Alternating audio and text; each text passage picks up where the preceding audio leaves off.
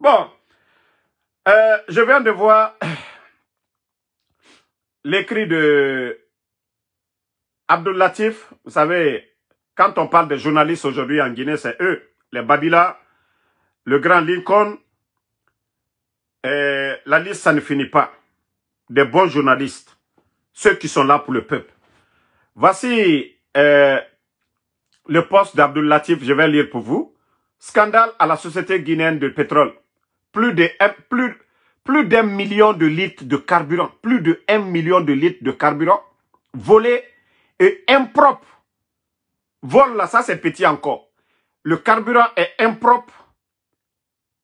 Voilà. Vendu aux consommateurs. C'est-à-dire le carburant volé, impropre et vendu aux consommateurs. C'est le titre. Maintenant, voici ce qu'il dit. Une affaire aux allures de scandale d'État secoue actuellement la société guinéenne de pétrole, SGP. Pas moins de 1,84 million de litres de carburant impropre à la consommation, soit l'équivalent de 22 milliards de francs guinéens, ont été détournés dans les conditions troubles. Plusieurs cadres de la société ainsi que d'autres responsables impliqués dans la gestion du carburant sont actuellement auditionnés par la gendarmerie. L'un d'eux a été placé en garde à vue depuis vendredi. L'affaire trouve son origine dans les incendies du dépôt de Coronti. Vous vous appelez l'explosion du dépôt de Coronti. Survenue en décembre 2023, à la suite du sinistre, une partie du carburant stocké, bien que non consumé par les flammes, avait été exposée à une chaleur extrême, entraînant son altération. Donc, les experts de Veritax, mandatés pour évaluer la quantité du carburant, avaient alors conclu à son caractère impropre à la consommation et recommandé sa destruction. Dans ce cadre, la société guinéenne de pétrole avait fait appel à la société prestataire ENACO pour procéder à l'élimination du carburant toxique. Mais au lieu d'être détruit, ce carburant a été détourné, puis réinjecté frauduleusement dans le circuit de distribution. L'enquête révèle un modus operandi bien rodé. Dans un premier temps, 4 citernes de 40 000 litres, chacune ont été chargées sous prétexte d'approvisionner une usine située à Dubreka, dont les besoins d'urgence en carburant auraient justifié cette opération. Mais au lieu de rejoindre l'usine, les camions ont été suivis par filature par les gendarmes chargés de la sécurité du site jusqu'à plusieurs stations de service de Kaloum, où ils ont été dépotés en toute discrétion. Vous avez entendu? Ce premier détournement n'était en réalité que la partie émergée de l'iceberg. Selon les enquêteurs, ce sont en tout 46 citernes de 40 000, soit plus de 1,84 million de litres qui ont été illégalement extraites du dépôt sous la supervision de cadres haut placés. L'affaire a pris une tournure encore plus dramatique avec la découverte, il y a quelques jours, de 4 corps au sein du dépôt de Coronti. Selon les premiers éléments de l'enquête, ces individus auraient perdu la vie lors d'une opération clandestine de vol de carburant. C'est ce drame qui a poussé les autorités à mener une enquête profondie sur le vol de carburant. À ce stade, l'enquête menée tambour battant par la gendarmerie s'oriente vers une qualification criminelle des faits. Les auditions se poursuivent afin d'identifier tous les responsables impliqués dans cette fraude massive qui pourrait avoir des répercussions à plusieurs niveaux de l'administration du secteur pétrolier guinéen. Pour l'heure, par souci de confidentialité et afin de ne pas aggraver l'enquête, nous nous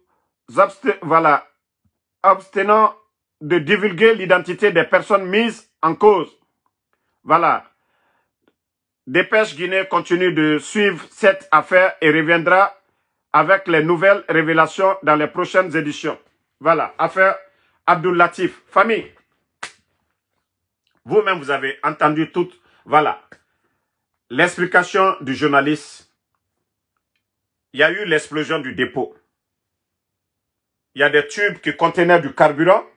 Et comme la chaleur était forte, donc ils ont dit, voilà, ils vont vérifier si on peut continuer à servir ce carburant. Après enquête, ils ont dit non, qu'on ne peut pas consommer ce carburant. C'est impropre. Maintenant, ils ont appelé une entreprise pour détruire le carburant. Mais qu'est-ce que les responsables, pour vous dire, cela prouve à suffisance que nous sommes avec des malhonnêtes qui n'ont pas de soucis, c'est-à-dire, même si des millions de véhicules des gens allaient, les moteurs allaient se gâter, ce n'est pas leur problème. Au lieu de laisser l'entreprise détruire le carburant, il y a des... Non mais, vous savez, je vous ai toujours parlé que ces gens-là, ils n'ont pas pitié. Tout ce qui est dans leur cœur, j'ai dit le CNRD, c'est le rendez-vous de tous les faux types. Lorsque des vagabonds en Occident sont là, on les prend, on va les nommer. Ils rentrent pour aller voler. Ils ne vont pas pour arranger le pays. Vous avez vu? Donc, ils ont fait sortir plus de 46 citernes. C'est-à-dire, bon, normalement dans un pays sérieux, tous ceux qui ont eu des problèmes avec leur véhicule, des problèmes de moteur, pendant cette période, normalement, l'entreprise, la société guinéenne de pétrole, l'État guinéen doit rembourser ces gens-là. Je dis bien, dans un état sérieux, dans un état normal. Mais comme nous ne sommes pas dans un état normal, nous sommes avec des bandits qui ont pris le pays en otage, donc ils font ce qu'ils veulent. Comment vous pouvez prendre ce carburant qu'on dit non, ce n'est pas propre à la consommation, détruisez. Mais des bandits qu'on nomme par affinité, voilà, c'est devenu du business pour eux. Ah non, on peut vendre. Et ce qui est énervant dans tout ça, on nous dit d'abord qu'ils ont fait sortir 4 citernes. Que des gendarmes, enquêteurs, ils avaient vu ça. Pourquoi ces gens-là n'ont pas dénoncé? Pourquoi ces gendarmes-là, ceux qui ont vu les 4 citernes qu'on a, voilà, déchargées du côté de Kaloum, ces personnes-là, ces enquêteurs-là, ceux qui gardaient le dépôt, on doit les arrêter. Si on comprend bien, c'est comme s'ils ont reçu de l'argent, ils se sont tus. Vous, vous êtes là-bas pour ne pas que ça sorte. Et dans l'enquête ici, dans l'explication de Abdoul Latif, oui, ils ont poursuivi 4 premiers citernes, ils sont allés, ils ont déchargé. Et pourquoi vous n'avez pas arrêté les chauffeurs? Pourquoi vous n'avez pas demandé qui a autorisé à ce qu'on envoie ce carburant-là dans des stations? Voici la vérité qui est là. Mais si vous prenez les Guinéens comme si les gens n'ont rien dans la tête, hein? C'est comme si, d'abord, les gendarmes sont corrompus. D'abord, ils devaient arrêter ces citernes. Ces citernes ne devaient même pas sortir du dépôt. Et vous les laissez, vous les poursuivez. Ils vont, vous arrivez dans des stations, devant vous. Ils déchargent ça. Et vous êtes là, comme vous êtes des gendarmes. Non, mais ce pays est pourri, quoi. Ce pays, c'est-à-dire, il n'y a même pas de sérieux. Des gendarmes corrompus, des administrateurs corrompus, ceux qui sont là. Mais comment, la Guinée, atananaki, nere moteur canari, na période boom, atananaki, mais to fagameni, et to furera minimeni, awa non di minere meni, mais nous sigama carburant na mouyende, les 4 corps qu'ils ont fait sortir, anoubara fini, mais nous sigama et carburant na mouyende. Et il y a eu l'explosion du dépôt. Le site doit être sécurisé. Mais pour vous dire que non, il n'y a pas de sérieux dans ce pays. Ils ne contrôlent rien.